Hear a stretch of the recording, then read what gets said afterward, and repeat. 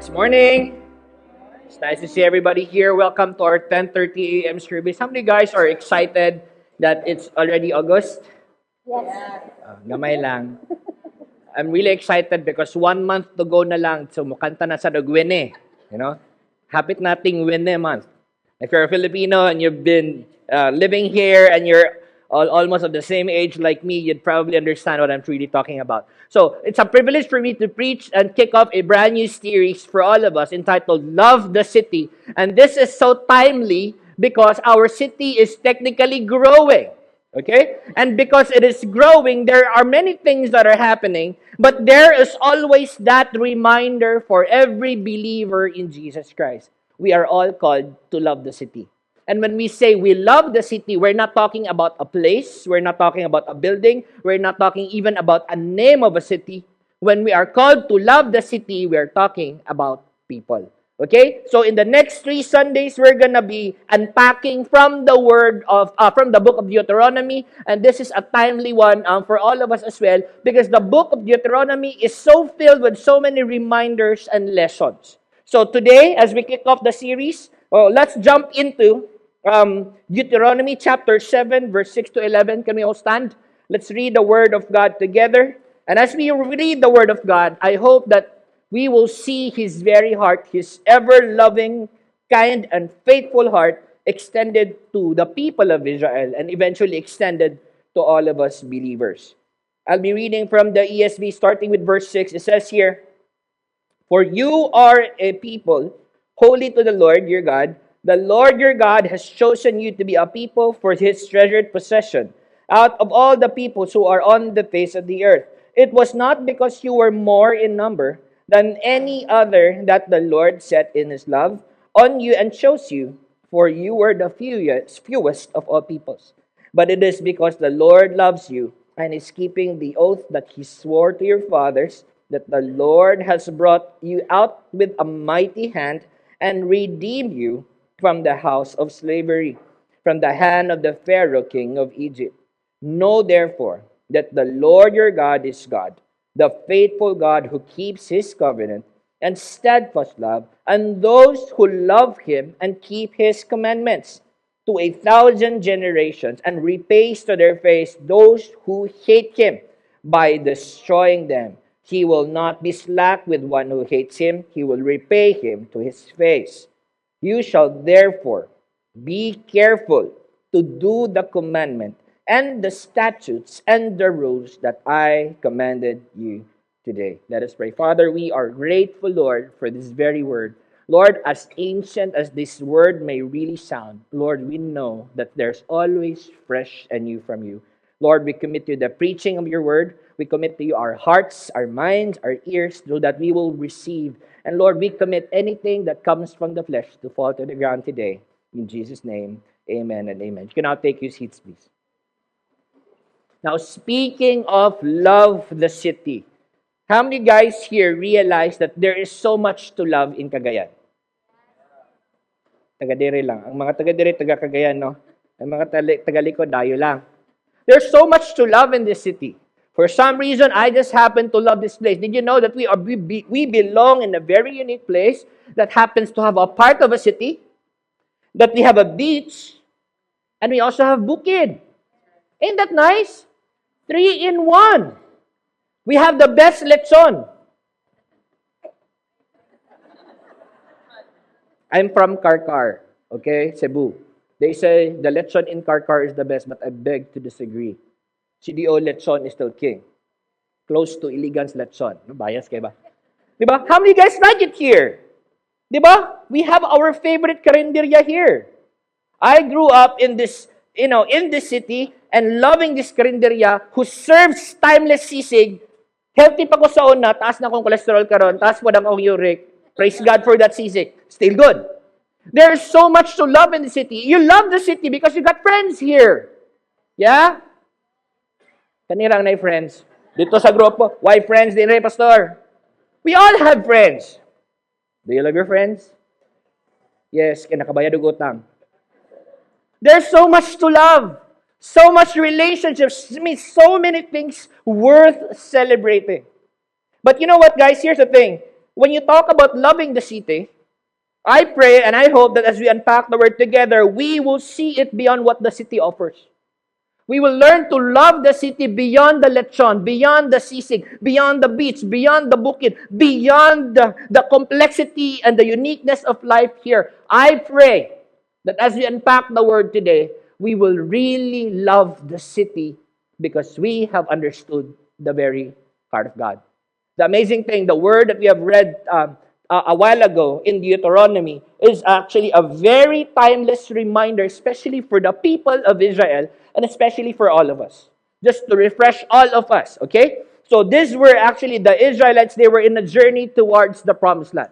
God has been faithful. God has been working in them. God has been bringing them from one place to another. They are now about to conquer the land and possess the land that the Lord has greatly promised. They are now very close.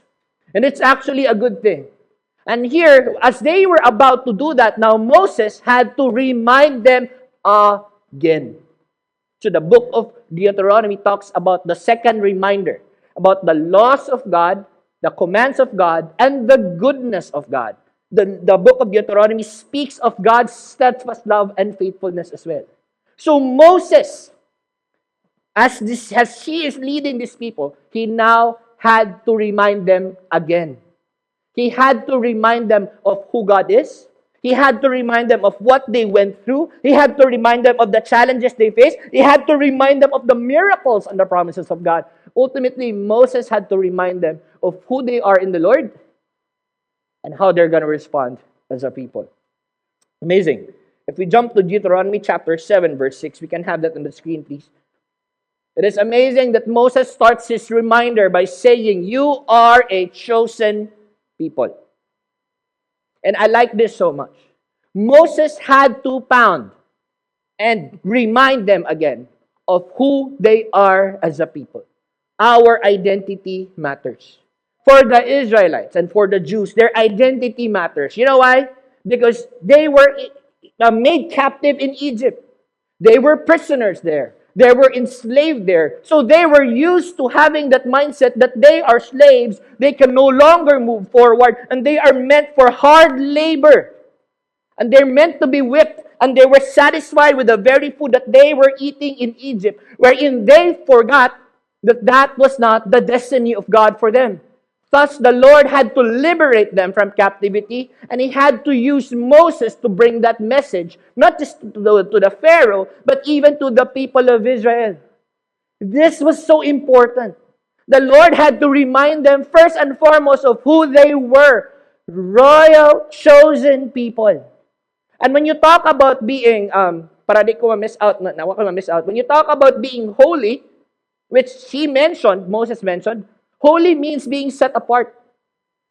For these people to enjoy and inherit the land that the Lord has for them, it is easy to actually, give in to the spoils of the land. It is easy to actually embrace what the land had to offer because the land is actually rich, flowing with milk and honey. The land is actually fertile. The land is actually good for agriculture. It is a place to dwell. But one of the reminders for them is actually to be holy, to be set apart. To be set apart means to live a life not like the others, but to live a life the way the Lord wants them to live their life. To live a life according to God's purpose, not theirs, not the purpose of the world, but to live according to His standards. Set apart or to be holy was so important, and it was first that was mentioned. Because the nature of man, we really forget. Israel, the apple of God's eye, happened to be stiff-necked people too. They've been hearing God, seeing God, walking with God, and still miss out the point. Seeing God, enjoying the manna in heaven, that warmth, that cloud, but still miss out the point and still grumble. So they were reminded that you are set apart, therefore live a life that honors God. Live a life according to the Lord's purpose. And here's another thing. He mentions the word treasured. Everybody say treasured. Treasured means valued. These people had this mindset that they were slaves.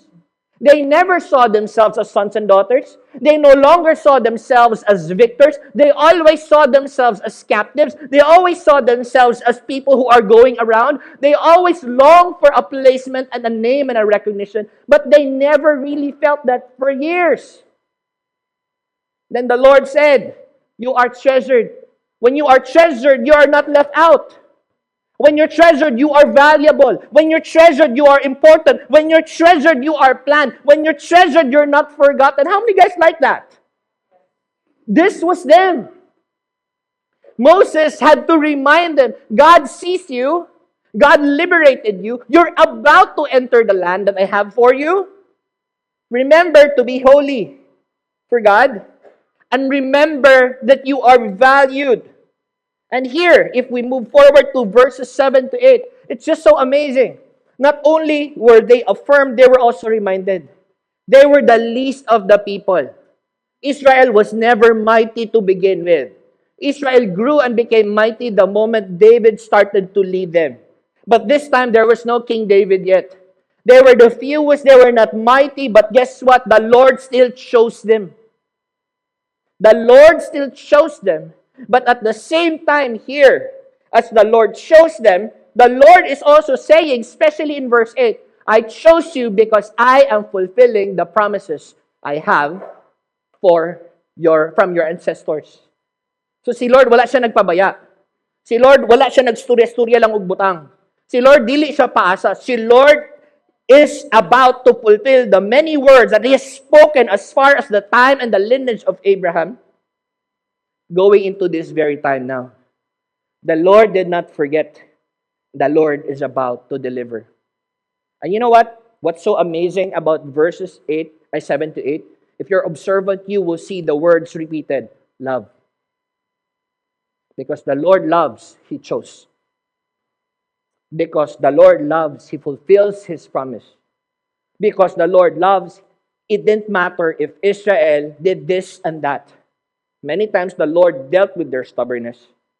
But ultimately, the love of God is so abounding, steadfast, and amazing. It has propelled for Him to still value, take care, point, align, and allow the people of Israel to inherit what He has promised for them. The call for Israel now. The call for the response is in verse 11. And let me read that. You shall therefore be careful to do. To do means not just to remember, but to live out every commandment and every statute that they have heard, beginning on that day and the days to come.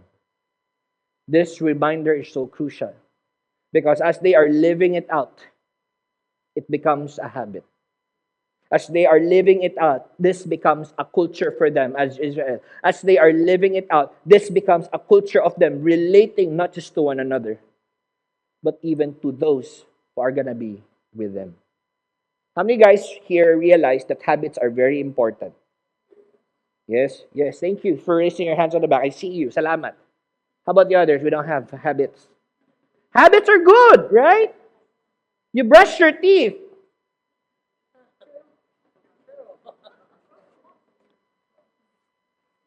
It's a habit. I hope. Habits are good. But habit is only done by a person. But what is important is we take habits beyond a person, we make it a culture. This reminder was not for an individual. This reminder was a reminder for a people. They were set apart as a people, chosen as a people, loved as a people, so that they will showcase the love and everything that they have experienced from God to others. Maybe you're here today and you're saying, great for Israel, but I'm not a Jew. Great for Israel, but that's the Old Testament. Great for Israel, but what's that have to do with me? Tired? Battered? Hungry? Frustrated? Walay love life? What does this have to do with me? Let's look into the Old Testament. In 1 Peter chapter 2, verse 9 to 10, allow me to read this.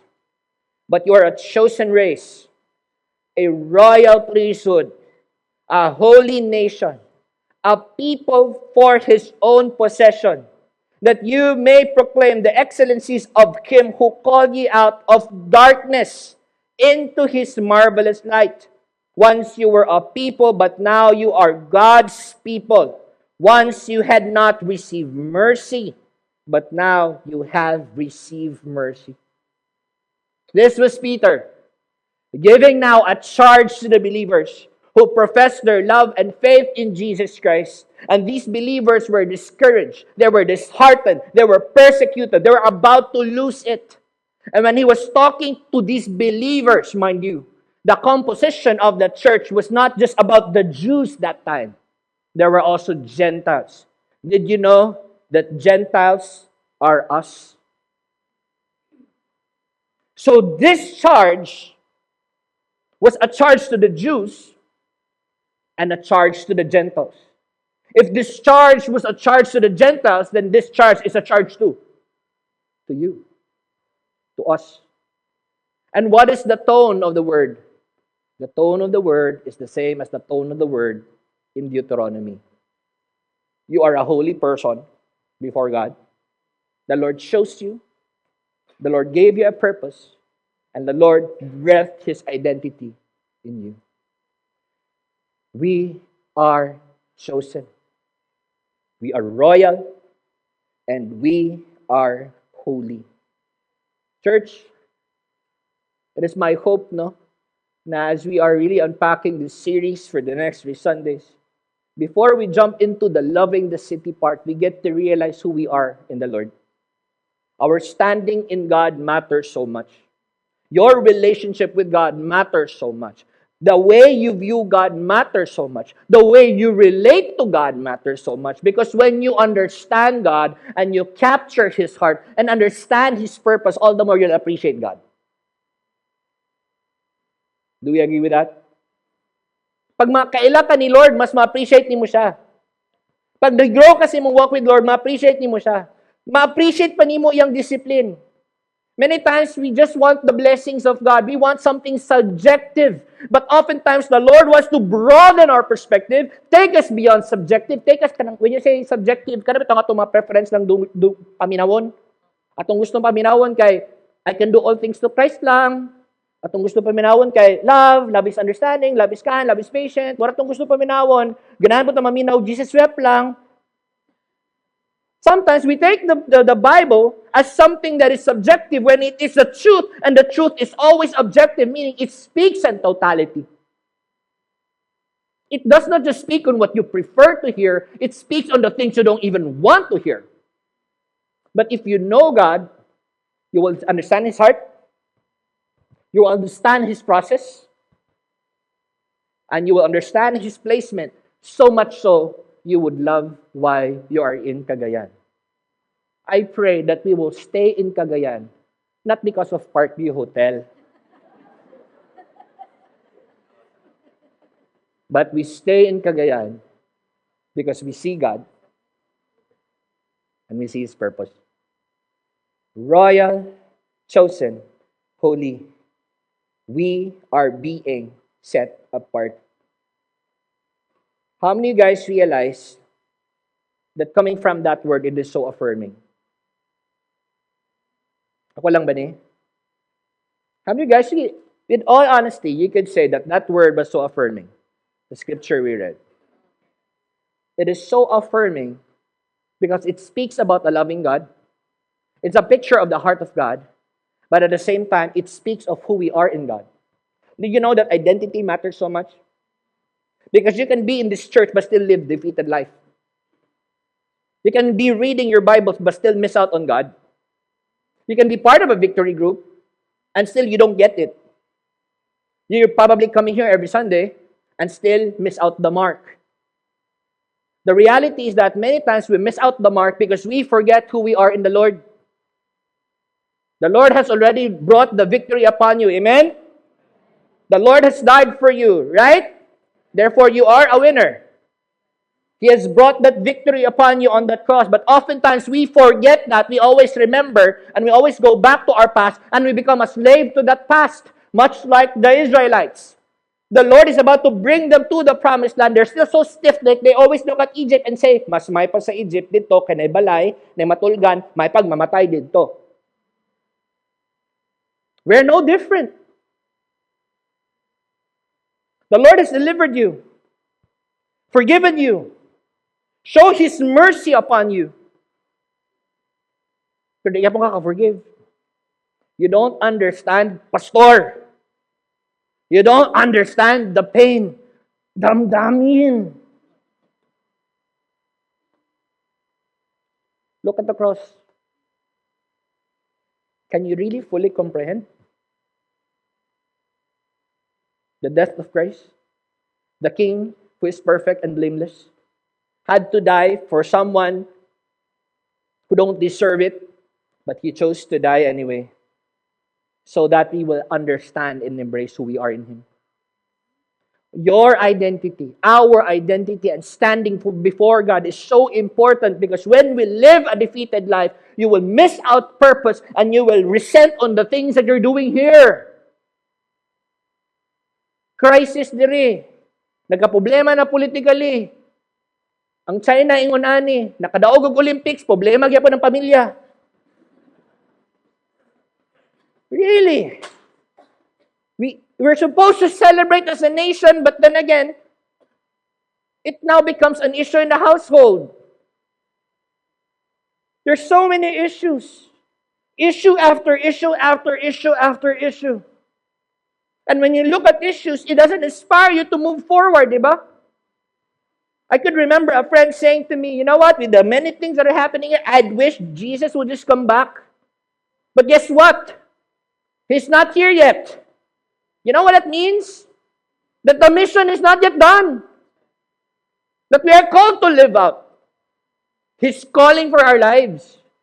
That we are called to love the city in the same way He chose to love us. We are not left out, but know your identity in the Lord. Kinsa bagyud ka kay Jesus? Are you a slave?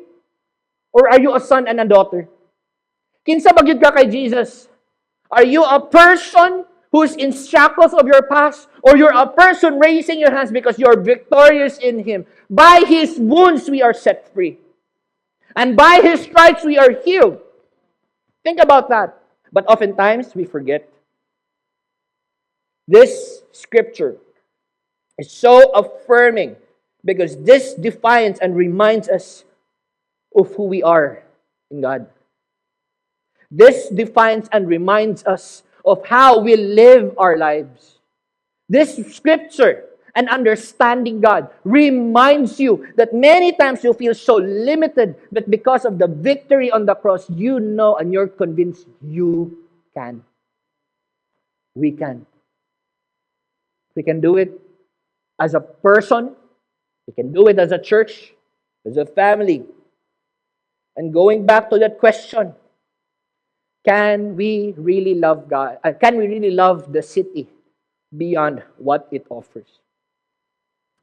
What if walay lechon nga lami? What if walay beach? What if walay bukid? What if walay boulevard nga kabuangan natong dagan karon? What if walay sisig? What if walay friends? Will we choose to love? Will we extend that love still? When we have captured the heart of God, and when we understand the very being of God, it now takes you beyond the things you like, the things you gain, the things you benefit. It propels you to do it, to love. Once you have captured the love of God, you see beyond the serving of your sisig nga ninggamay. You see beyond your favorite karinderya, mag-complain na ka, kaya ang imong gabayran, sa una, napulo pa ka, ana, karon tulo na lang. You see beyond these things. You know what you will see when you have captured the heart of God? People. Because you have captured the heart of God, you will see people. And you will see people for who they are in the Lord, broken, in need of a master, in need of a leader, in need of a savior. You will see them. And you will not criticize them. But all the more you are propelled to pray and to reach out and to connect and to share the word, because now you chose to love. Love compels us. Love is the reason why we celebrate being Christians. Love is what got Jesus on the cross. And in everything, we love because God is His love. When we capture His heart, you will appreciate your neighbor na masungit. Yeah. When you capture His heart, you will learn to appreciate the church member nga libakira. Yeah. When you capture His heart, even your enemies you will want to listen to. Because you have captured His heart. What does it take to love the city and to love the people? It is the heart of God. It is always the heart of God. One of the conversations I had with one of the pastors in Mindanao, I visited his church many years ago. And I cannot help but notice this church worker, this staff, that is so passionate in reaching out to young people and reaching out to their families and helping and serving in whatever way he could. And this guy is not even a young guy. He's actually way advanced in years. But he was so passionate in doing what he had to do. I cannot help but notice and commend him. I cannot help but ask his pastor, what's this guy's story? I asked the pastor, I said, saw your guy here. And I said, your guy is just selfless. Dead to himself. All out for Christ, for the students, for their families too. What's this story? You know what he said? Simple lang yung guy. Bro, he used to have a very sad and nasty life. But because he was forgiven much, because he experienced the grace and the love of God, therefore it has always compelled him to serve and give his best and not grumble and make up for the many years, because he realized the Lord used him and it's never too late. Love. Real life, education, scholarship, ultimately, gospel. Why? Love. Because you choose to love, therefore, you extend love. Because you're filled with the love of God in you. It is natural that it gets out in you.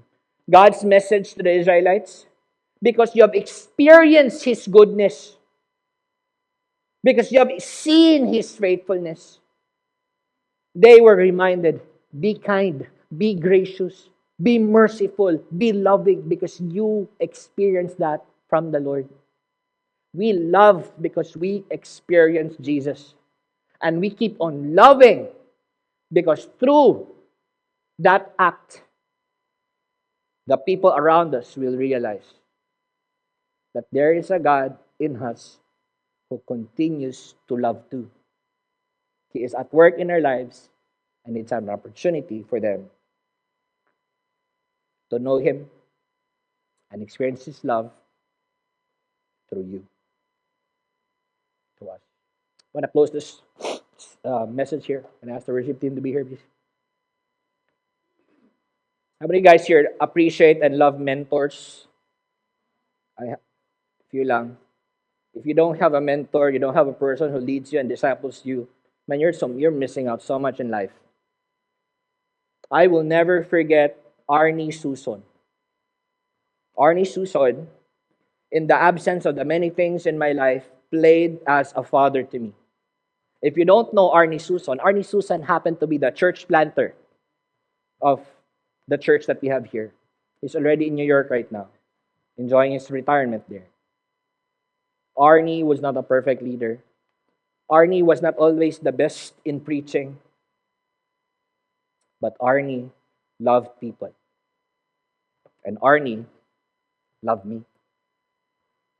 In my stubbornness, in my hard-headedness, in the many times I talked back at him, and the many times I complained so much, Arnie corrected, spoke, and he kept loving.